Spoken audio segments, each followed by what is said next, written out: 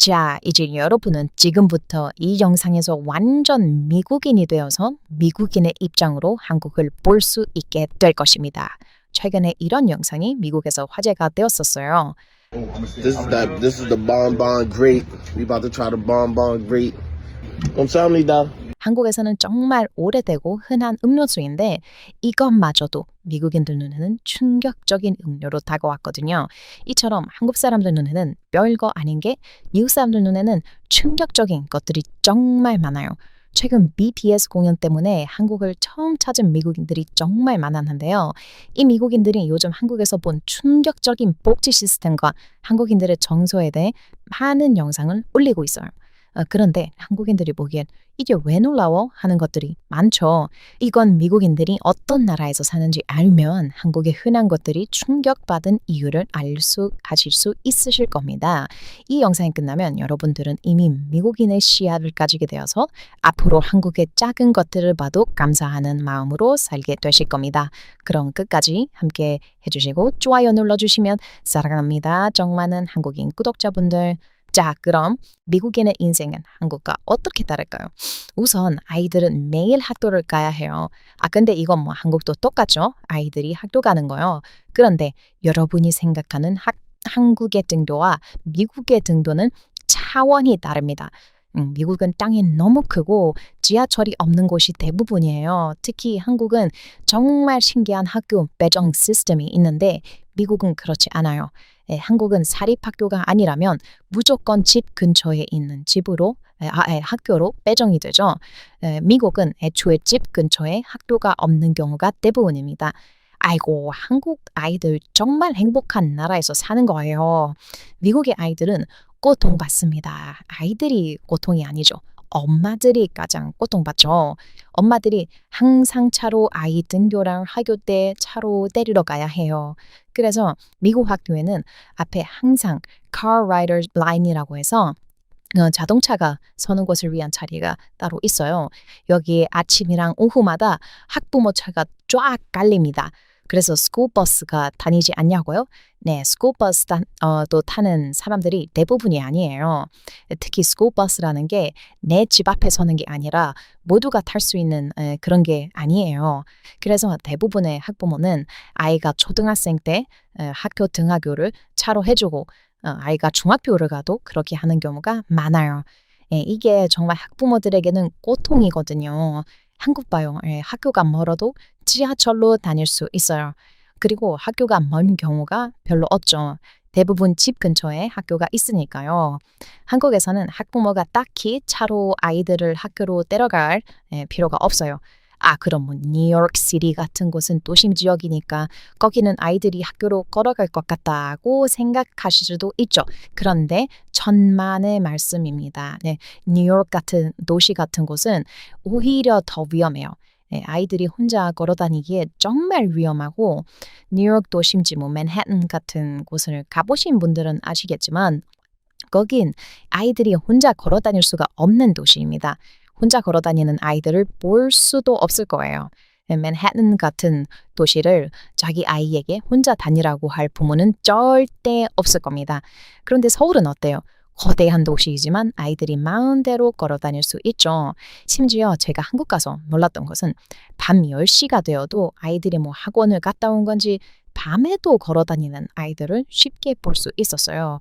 네, 이거 미국에서는 상상도 못하는 미친 짓거리입니다. 해가 지면 아이들은 혼자 다니는 것은 위험해요. 미국에서는 특히 뭐 뉴욕 같은 도시나 뭐 LA 같은 곳은 더더욱 그래요. 그런데 한국은 아이들이 그냥 밤에도 뭐 학원 다니고 뭐 그냥 학교 등하교 뭐 아침밥만 챙겨주면 알아서 학교 가고 얼마나 한국이 살기 좋은가요? 그리고 아침밥 이야기해서 그런데 아침밥도 한국과 미국은 완전히 달라요. 한국은 보통 뭐 밥, 국, 반찬 뭐 이런 느낌이잖아요. 미국은요?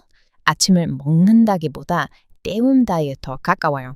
뭐 시리얼 한 그릇에 뭐 우유 붓고 끝. 뭐 아니면 뭐 냉동 와플 토스터에 넣고 꺼내서 시럽 뿌리고 끝.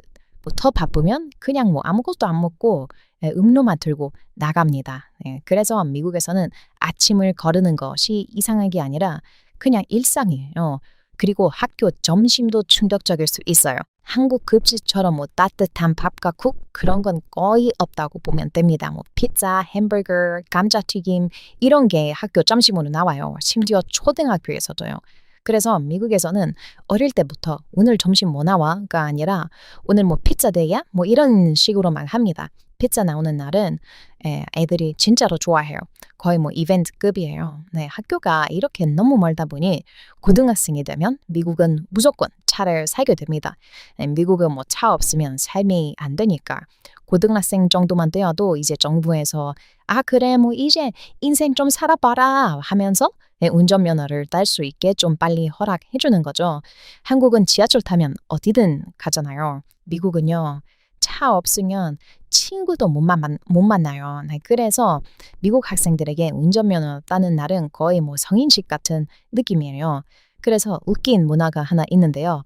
고등학교 주차장입니다. 한국은 학교에 주차장 뭐 거의 없죠. 미국은요. 학생들 차로 주차장이 꽉 찹니다. 심지어 자기 차 꾸미는 애들도 많아요. 뭐 트럭 타고 다니는 애들, 뭐 낡은 중고차 타는 애들, 부모가 사준 좋은 차 타는 애들, 여기서 또 하나의 계급이 나뉘어요. 은근히요. 예전에 한국에서는 뭐 보이지 않는 계급이 있다라고 뭐 한국을 욕하는 한국인의 글을 본 적이 있었는데 그거 한국만 그런 거 아닙니다. 네. 전 세계가 다 그래요. 미국은 고등학교 때부터 그런 보이지 않는 계급이 생깁니다. 고등학생 때부터 차를 타고 다니니까요. 네. 고등학생인데도 좋은 차를 타고 다니면 벌써부터 아이들에게 돋보이게 될 수밖에 없죠. 학부모나 뭐 아이들의 삶이 이렇게 다른데 여러분은 한국과 미국 어느 삶이 훨씬 편하고 좋아 보이세요? 당연히 한국이죠. 그런데 학부모랑 아이들의 삶만 이렇게 다른 게 악이에요. 혼자 회사 다니는 젊은 청년들의 삶도 여러분들이 생각하는 것보다 훨씬 달라요. 혼자 회사 다니는 순간부터 미국은 완전히 다른 게임이 시작이 됩니다. 한국처럼 회사만 가면 된다가 아니라 그 회사까지 가는 과정 자체가 하루의 절반이에요. 아침에 일어나서 씻고 나오는 순간부터 이미 출근이 시작됩니다. 집 문을 나서는 게 아니라 차 문을 열면서 하루가 시작된 느낌이에요. 여기서 한국 분들은 충격받으실 만한 미국만의 이상한 문화가 있는데요. 미국 직장인들은 출근 시간이 아니라 출발 시간을 계산합니다. 왜냐하면 도로 상황에 따라 출근 시간이 완전히 달라지거든요. 같은 거리도 어떤 날은 뭐 20분, 어떤 날은 50분이 걸립니다. 그래서 구글 맵으로 항상 미리 확인하고 지금 나가야 늦지 않는다를 계산해서 움직여요. 이게 매일 반복됩니다. 뭐 디즈니 픽사 영화 인크레더블에서도 이 출퇴근이 얼마나 스트레스 받는 일인지 나온 적이 있죠. 아, 보기만 해도 미칠 것 같아요. 여기서 잠깐, 여러분 팟캐스트라는 거 아세요? 그러니까 이게 라디오 같은 건데 한국 라디오처럼 실시간으로 진행되는 라디오가 아니라 미리 녹음된 라디오 같은 거예요. 이게 한국에는 거의 없어요. 이 팟캐스트 시장이 한국에는 없고 한국은 대부분 뭐 유튜브나 뭐 유튜브 쇼트 같은 이런 시장이 훨씬 발달이 되어 있죠. 그런데 미국은 아주 오래전부터 이미 녹음된 라디오인 팟캐스트라는 시장이 아주 컸어요. 그게 왜 그런지는 이제 조금 눈치가 빠르신 분들이라면 아시겠지만 아까 말했던 지옥 같은 출퇴근길. 그게 너무 길다 보니까 미국 직장인들은 차 안에서 보내는 시간을 그냥 버리지 않습니다. 팟캐스트를 듣거나 뭐 뉴스, 오디오북을 듣는 사람들이 엄청 많은 거예요. 한국은 출퇴근하면서 핸드폰 보는 게 기본이지만 미국은 운전을 해야 하니까 듣는 콘텐츠가 많이 발달한 이유가 이겁니다. 그래서 팟캐스트뿐만 아니라 미국에서는 듣는 책인 오디오북 시장도 아주 커요. 네, 신기하죠? 그래서 혹시나 주식하는 분들은 이거 아시면 좋습니다. 네. 지금 뭐 오디오북이나 뭐 팟캐스트 같은 시장이 정말 큰데 만약 미국의 교통이 더 발전을 해서 한국처럼 지하철로 출퇴근할 수 있게 바뀐다면 그때부터는 한국처럼 출퇴근길에 뭐 유튜브나 넷플릭스 보는 사람들이 많아질 거예요. 그러면 당연히 오디오북이나 팟캐스트 같은 시장은 점점 작아지고 지금 이미 엄청 큰 넷플릭스나 유튜브 시장이 더 커지겠죠? 그래서 아주 먼 미래에 미국도 한국처럼 대중교통이 잘 발달된다면 유튜브나 넷플릭스는 주가가 더 오를 수도 있을 것 같아요. 그런데 제 조언 듣지 마세요. 저 주식 정말 못합니다. 그냥 참고만 하라고 말씀드렸습니다. 그리고 또 하나, 한국 사람들이 잘 모르는 미국 직장인의 습관, 바로 차 안에 모든 걸 넣어둔다입니다. 뭐 충전기, 물, 간식은 기본이고 어떤 사람은 뭐 운동복, 뭐 세면도구까지 다 넣어둡니다. 왜냐하면 집을 나가면 다시 돌아오기 힘들거든요. 회사에서 집 들리는데 뭐 2시간 걸리고 또 집에서 헬스장 가려면 차로 1시간 가야 하고 헬스장에서 또 집 오는데 1시간 걸린다면 이건 너무 비효율적이잖아요. 그래서 그냥 차 안에 모든 것을 박아놓고 회사 한 번 가면 집까지 돌아오는데 모든 동선을 처리해요. 퇴근 후에 바로 헬스장 가고 바로 약속 가고 바로 장우 보고 집 들어가는 시기예요. 하루 동선을 한 번에 처리합니다. 그런데 한국은 어때요? 일단 퇴근하면 다들 무조건 집으로 향하죠. 뭐 헬스를 가고 싶다면 그래도 일단 집에서 옷은 갈아입고 가요. 집에서 헬스장까지 30분 이상 걸리는 분들은 한국에서 찾기 힘든 수준일 거예요. 얼마나 한국이 살기가 좋아요, 여러분. 외국인들이 괜히 한국에서 살고 싶어 하는 게 아니라니까요. 미국은 그냥 모든 인생이 차 안에서 벌어진다고 생각하셔도 될 정도예요. 이놈의 땅덩어리 정말 너무 크고 대중교통은 심각하게 안 좋아요. 한국에는 별로 많지 않은 드라이브스루도 미국에는 엄청 많은 이유가 그것 때문이에요. 식당에 들리지 않고 바로 차 안에서 주문하고 음식을 받는 것을 드라이브스루라고 하죠. 한국에도 최근에 이게 많이 생긴다고 봤는데 한국에 이게 필요한지 저는 근데 좀 잘 모르겠어요. 차 타고 가서 음식 주문하는 것보다 한국에서는 그냥 핸드폰 배달 앱으로 딸깍하면 30분 만에 배달이 오는데 이거 뭐하러 드라이브스루 하나요? 궁금하긴 하네요. 그리고 여기서 또 하나 한국 사람들이 잘 모르는 미국에서만 살면 자연스럽게 알게 되는 생활 방식이 있어요. 한국은 가격표에 적힌 그대로 돈 내면 끝이죠. 미국은 아닙니다. 메뉴에 적힌 가격은 말 그대로 기본 가격이에요. 거기에 세금이 붙어요. 그래서 가격표를 보면 가격이 2개가 써 있는 경우가 있고 여기에 you pay라고 써 있는 부분이 있는데 그러니까 이게 뭐냐면 정말 이게 복잡한데 그냥 쉽게 이야기하면 물건 가격은 이건데 당신은 이만큼 내야 해요. 이런 뜻이에요. 이건 미국만 그런 게 아니라 일본도 그렇다고 들었어요. 그러니까 한국처럼 이렇게 음료수 가격 써 있다고 해서 이게 이 돈을 낸다고 되는 게 아니라는 거죠. 그런데 미국은 더 심각합니다. 여기에 세금도 붙고 팁까지 붙어요. 그래서 처음 미국 가는 사람들은 항상 계산할 때 당황해요. 이 가격이 아니었는데? 뭐 이런 느낌이죠. 보통 식당에서는 15%에서 20% 정도 팁을 줍니다. 이게 선택이냐고요? 뭐 거의 사실상 거의 의무입니다. 왜냐하면 서버들이 월급에 더해서 팁으로 돈을 벌기 때문이에요. 그래서 뭐 서비스가 좋으면 팁을 더 주고 나쁘면 덜 주는 문화가 자연스럽게 자리 잡혀 있습니다. 한국처럼 뭐 직원이 월급을 받고 일하는 구조랑은 완전히 다른 시스템이에요. 그리고 미국 처음 가시는 분들이 있다면 이건 꼭 아셔야 해요. 미국에서는 한국처럼 밥 다 먹었다고 해서 나가면서 결제할 수 있는 그런 게 아닙니다.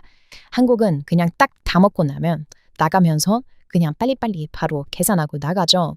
미국은 다 먹어도 그 자리에 앉아 있어야 해요. 그리고 웨이터를 불러서 계산서를 받고 거기에 팁을 얼마를 줄 건지 글로 쓰거나 아니면 체크를 해줘요. 그리고 카드를 줍니다. 그러면 웨이터가 그걸 받고 어디론가 사라져요. 그리고 몇 분을 오랫동안 기다리면 다시 돌아옵니다. 네, 미국은 빨리빨리 없고 느릿느릿 세상이에요. 어쩔 수가 없어요.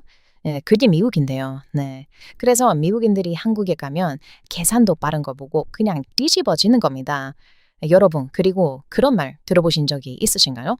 미국은 개인 프라이버시 중요하게 생각한다. 미국은 자신의 개인 안보에 대해 중요하게 생각한다. 이런 말이 있죠. 그런데 그거 다 헛소리예요. 화장실을 보면 알 수가 있죠. 저는 한국에서 가장 좋은 게 공중 화장실이에요. 한국 화장실은 칸막이가 다 이렇게 있어요.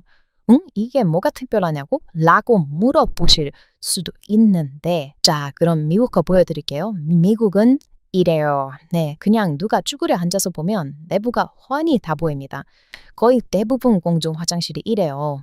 아니 그런데 미국이 뭐 프라이버시가 중요해? 헛소리죠. 그런데 요즘 대도시 가면 맥도날드 같은 프랜차이즈는 화장실이 프라이버시는 지킬 수 있지만 또 불편해졌어요.